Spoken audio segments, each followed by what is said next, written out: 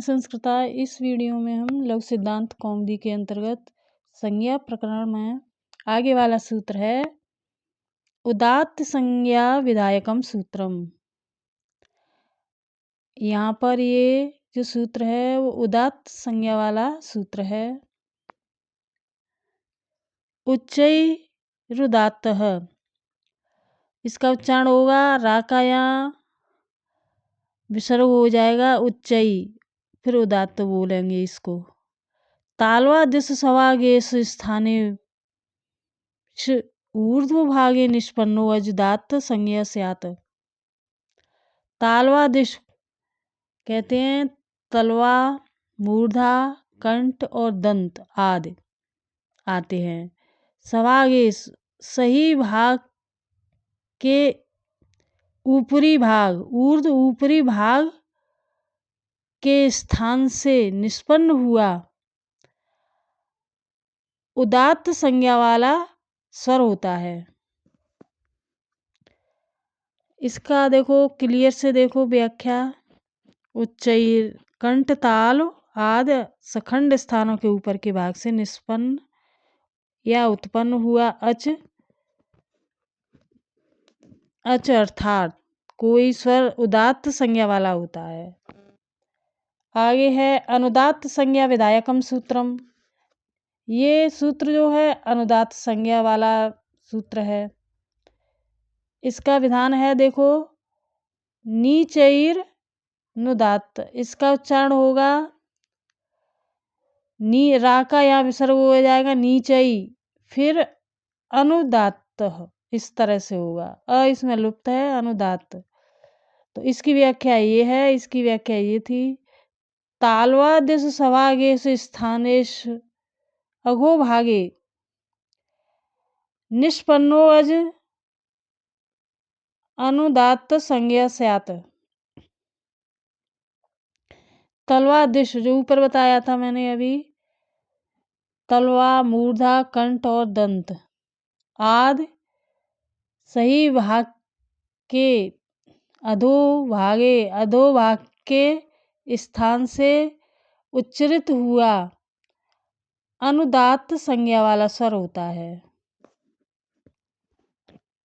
तो नीचे रित इस प्रकार है कंठ ताल आदि सखंड स्थानों के अधोभाग में निष्पन्न हुआ कोई स्वर अर्थात अच या अर्थात स्वर, अच स्वर कोई कहते हैं, अनुदात्त संज्ञा वाला होता है। तो ये ऊपर जो है ऊपरी भाग से ऊर्ध्व ऊपर वाले भाग से जो स्वर उच्चरित होता है उसको उदात्त बोलते हैं, और अधो माने नीचे, नीचे वाले स्थान से जो स्वर उच्चरित होता है उसको अनुदात्त बोलते हैं। उदात्त और अनुदात्त। आगे पढ़ते हैं अब स्वरित संज्ञा विधायकम सूत्रम। स्वरित विधायक सूत्र ये है समाहार स्वरितः। वो उदात्त और अनुदात्त से मिला हुआ जो स्वर होता है, जिसका वर्ण का उच्चारण होता है, वो स्वरित कहा जाता है। आगे इसकी व्याख्या है उदात्त अनुदात्त वर्ण धर्मो समाहिरेते यत्र सोच स्वरित संज्ञा स्यात् स नवविधो अपि प्रत्येकम अनुनासिक और अनुनासिक त्वाभ्याम द्विधा। तो उदात्त और अनुदात्त अपने वर्ण धर्म से समाहिरेते मिल करके यहाँ जो स्वर उच्चरित होते हैं उनको स्वरित यानी समाहार स्वरित की संज्ञा दी जाती है, स्वरित कहलाए जाते हैं।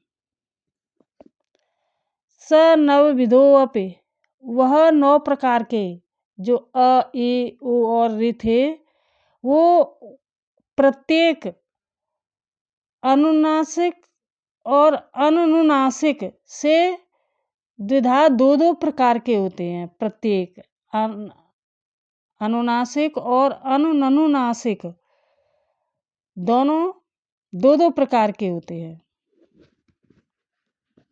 आगे अनुनासिक संज्ञा विधायकम सूत्रम।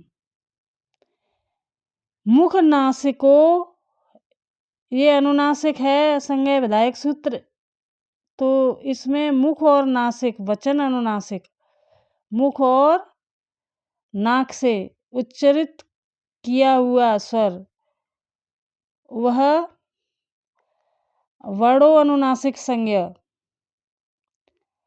अनुनासिक कहा जाता है। मुख सहित और नाक सहित जिस वर्ण का उच्चारण होता है वह अनुनासिक कहा जाता है। ये इसकी व्याख्या है। मुख सहित नासिक योच्चार्यमाणो वर्णो अनुनासिक संज्ञा स्यात्।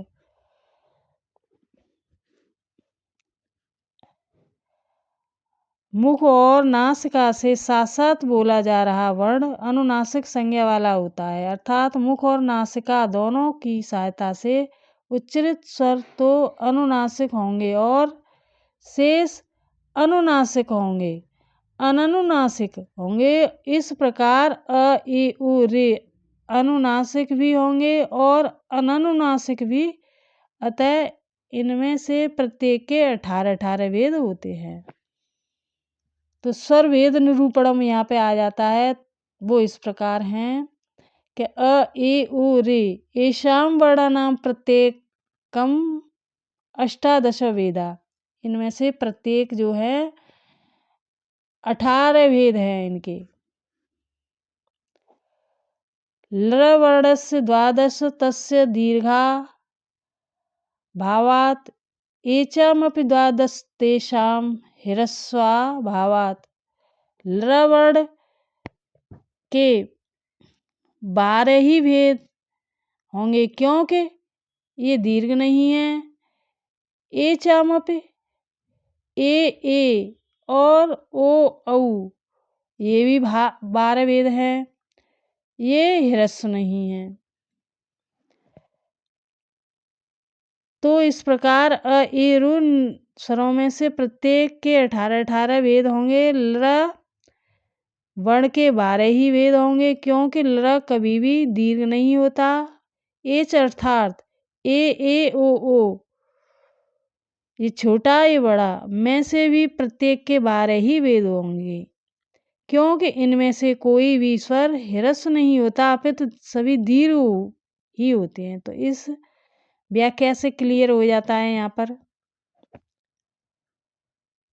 तुल्यास प्रयत्नम सवर्णम।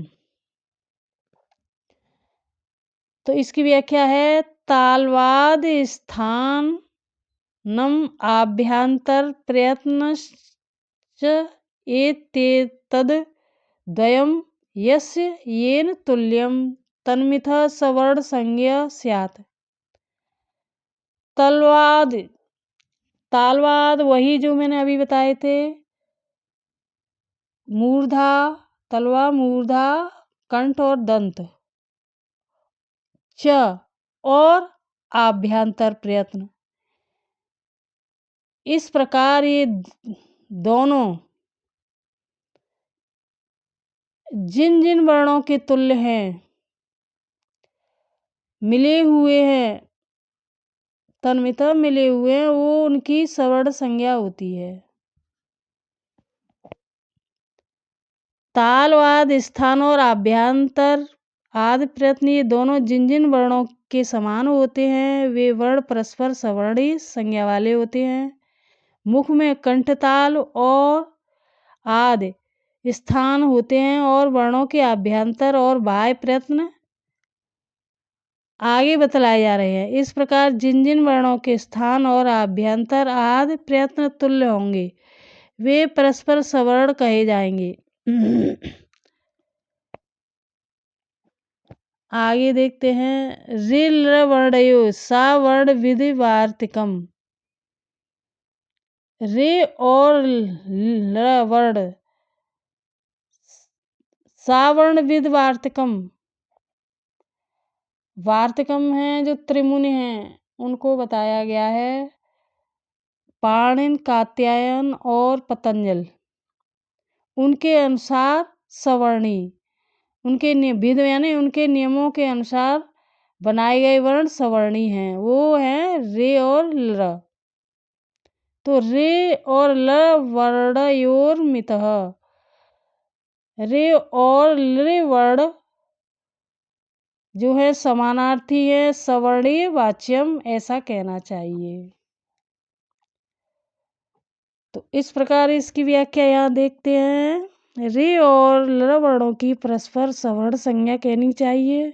सवर्ण संज्ञा विधायक तुल्यास प्रयत्नम सवर्णम सूत्र केवल उन्हीं वर्णों की सवर्ण संज्ञा का विधान करता है जिनके स्थान और प्रयत्न समान होते हैं, किंतु ऋ वर्ण का स्थान मूर्धा है और लृ वर्ण का स्थान दंत है। अतः इन दोनों वर्णों की सवर्ण संज्ञा उक्त सूत्र से भिन्न भिन्न स्थानों वाले होने के कारण नहीं हो सकती थी। अतएव इस वार्तिक द्वारा यहाँ इन दोनों वर्णों की सवर्ण संज्ञा का विधान किया गया है। तो इस तरह से ये वीडियो अच्छा लगे तो सब्सक्राइब करना, लाइक करके हाइप कर देना, शेयर कर देना लास्ट में। धन्यवाद। Thank you for watching. फिर मिलते हैं नेक्स्ट वीडियो में।